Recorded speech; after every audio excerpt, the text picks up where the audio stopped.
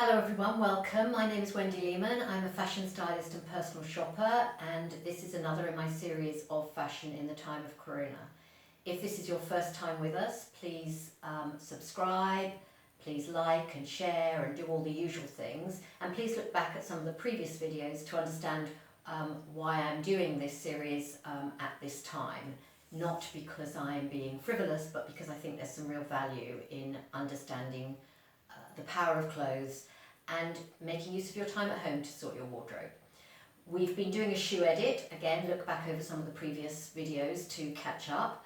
And this is the last one of the shoe edits, and I've never been more happy not to have more shoes than I am right now. And I'm looking at shoes that I wear in the evening. So they're not specifically evening shoes, but they're shoes that work with evening wear. And again, I've identified some that I'm going to be getting rid of because I think they're no longer appropriate or whatever. We'll talk about those when you see them. And I've identified a real gap, so I'm going to share that with you as well.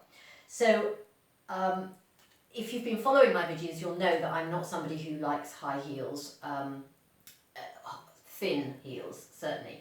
But I make an exception when it comes to evening, things that I wear in the evening, because I think they can look very elegant. I am conscious that I'm 63 years old, and I think there is something about older women in very high heels which doesn't look good. So I'm going to share with you the first exception to that, which is a pair of neutral shoes that I bought. These are really high, as you can see. They're from Flyfoot. Flyfoot is one of the chains here that make comfortable shoes, but also but that are fashionable. And I think these were a fabulous find. I think they really do look very, very stylish.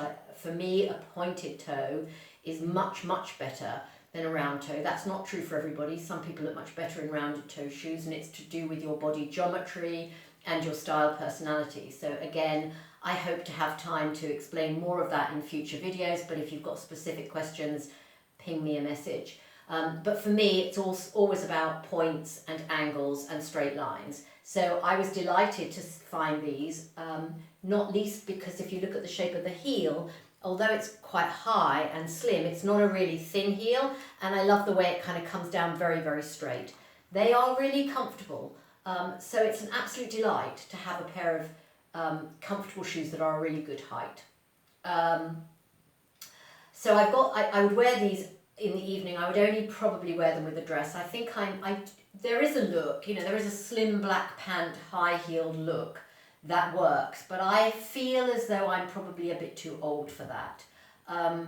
If you are going to do that look and you're over a certain age, I would definitely encourage you to only do it with a nude shoe. Obviously, if you're doing trousers with a nude shoe, I would say don't do any kind of stocking, but if you're doing a dress, even in a very hot country, a dress where you're showing a load of leg in the evening with an evening type shoe, you should always wear a nylon stocking. So that's my one of my high heels. I'm going to show you the other.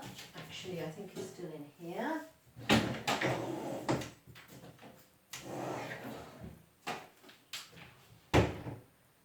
And that's this. This is much more the kind of thing you're used to seeing me show you. It's much chunkier. It's got a platform and a very chunky heel. It's really quite high, but because the platform is quite thick, the actual height of the heel on my foot is only about that much, so it still feels quite comfortable.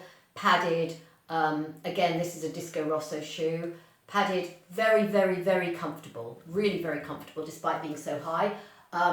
But I don't like the look of this on a bare leg, so I would wear this under a longer dress or under wide leg trousers. I've got a couple of jumpsuits that have got really wide leg trousers, and so you can hardly see the shoe. You just glimpse it.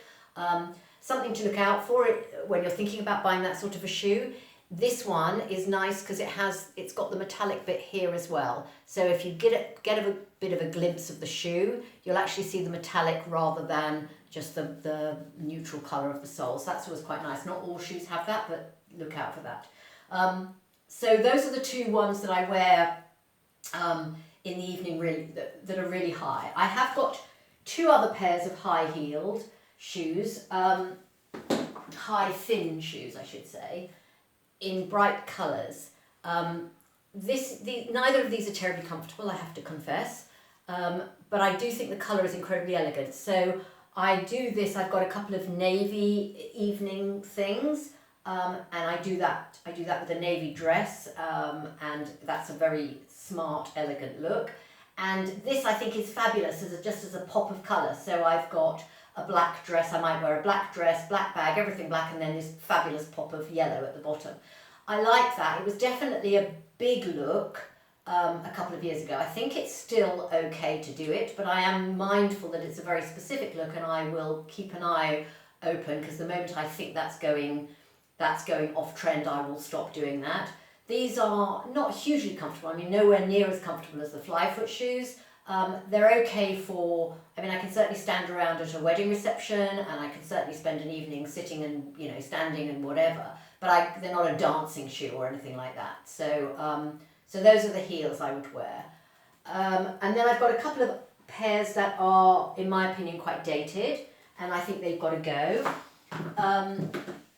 They look tired. I haven't worn them for a couple of years. I've had them a long time.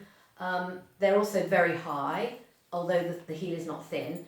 But I think that whole look now is dated. I think that the shape of the I don't think you can't really see that terribly well, but it there we go. It goes like that. It sort of crosses over at the front. Is a bit dated. I'm a bit long in the tooth for these now. I mean, a younger person I think probably could still get away with this. The black ones were never as good as the neutral coloured ones. So a couple of things to bear in mind here. If you find a shoe, or indeed anything you like, and you think, this is great, I'm going to buy it in every colour, try not to, because the truth is you'll always like one colour more than the other, or others. You'll end up wearing that one colour more, and not the others. And there's always another pair of shoes or another dress or another pair of trousers to find. So buying the same thing just in a different colour is almost always a waste of money. These were better because they were a neutral colour, so it blended with your skin tone, and it wasn't such a sharp look. A black shoe, a black open-toed summer shoe, can be difficult, especially nowadays when we're not encouraged to get a suntan to the same extent. So it's not always such a great look, especially not on older skin. Younger people can get away with that more. I discourage anybody, these haven't got it, but I'm reminded when I look at this, I discourage anybody to buy shoes that have a strap that goes around the ankle. I've not yet met anybody where the look of your leg is enhanced by a strap going around the ankle. If you've got very thin ankles, it doesn't do you any favours. If you've got thicker ankles, I think it does you a positive disservice. It always cuts the leg, however tall you are, however long-legged you are, it always cuts your leg, and why would you want that? I mean, if you're tall with enviable long legs, why on earth would you want to shorten them? So I discourage anybody from buying a shoe with a strap around the ankle, and definitely not in a very strong contrast colour like black or something like that. But both of these I feel I'm too old for them. I feel they look a bit tired. I haven't worn them recently, and so they're going. In contrast, I've had these for an incredibly long time. They're so minimalist and lightweight that it hardly feels as though you're wearing a shoe at all. It hardly looks as though you're wearing a shoe. And although they are a bit tired, and I'm not sure they'll last for much longer, I very rarely wear them.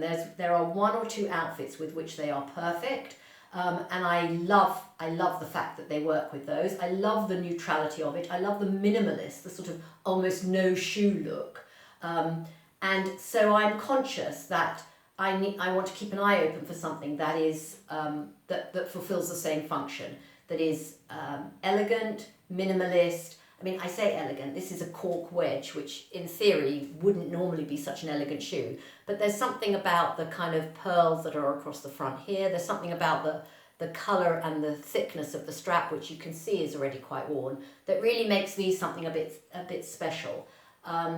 so they're a very old shoe. I've had them a long time. I'm not normally somebody who keeps stuff that long, but these have been the exception. I wear them very, very, very rarely, but they are occasionally a perfect shoe to go with an outfit. And I am always looking to find something that fulfills that same function. And until I do, I'm going to hang on to those. And then I've got a couple of other pairs, which are just fun. So these are quite low. You can see they've only got a little heel, and similarly those. But they really funk up an outfit. So for example, I love to do this with a black evening top and a pair of black trousers, and then these fabulous shoes, and maybe some very contrasting colour bag. And I love to do these with just a plain dress, not necessarily in either the pink or the dark brown that these are mixed with. And I think the very fact that it's dark brown and pink rather than black and pink is like already really unusual.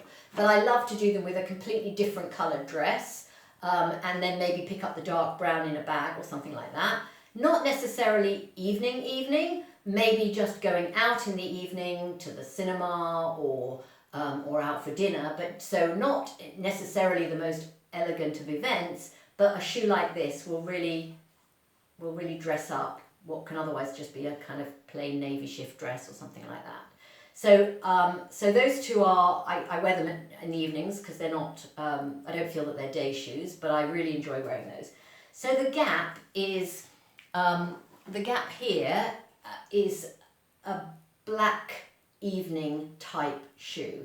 There are not many events that take place in Israel, many weddings and bar mitzvahs and parties and all that sort of thing take place during the summer months outside, or certainly during the warmer weather outside. And so the kind of black tie event type clothes that you need in England or in New York or in some of the other big cities around the world are less common here. Nevertheless, the Gap in my wardrobe is a black shoe that will carry me through something like a black tie event or the equivalent here in Israel. And because a lot of events that were going to take place in the spring and summer have now had to be postponed, I am sure that we'll see a rise in indoor events later in the year or through the winter months. And because of that, I think I want to be prepared to have something in the footwear line that's going to work for an evening party indoors, which is less common here in Israel. So that's my Gap, and I'm going to start keeping an eye open for those. That's the end of the shoe edit. I'm not sure where I'm going to start next, but I'll keep you informed. Please stay tuned. And again, at the risk of sounding like a broken record, if you've got any questions, I'm really only a click away, so send them over. Stay well, stay safe. See you soon.